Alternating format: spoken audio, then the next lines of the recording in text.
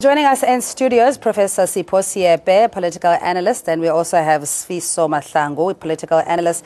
On the line, we'll also be joined by the convener of the stalwarts, Mr. Wale Serote. You at home are most welcome to give us a call or touch base with us on social media. To both of you, thanks so much for joining us. Just your assessment.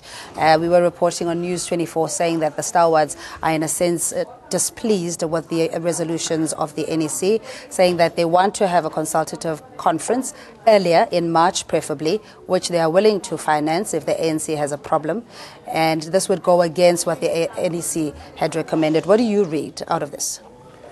Well, I mean, there are a number of concerns and problems with their stance. It's not so much what they are requesting, but one is the argument that they would like to have a say on who leads the ANC.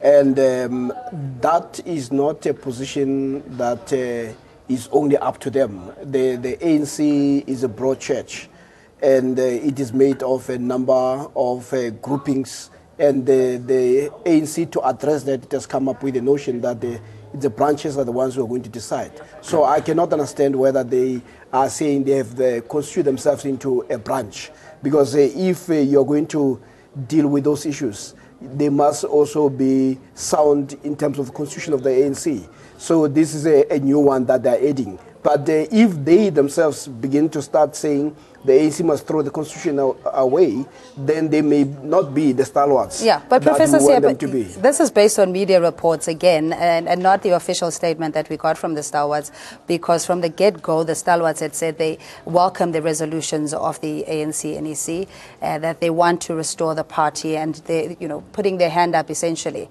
to be. Yeah.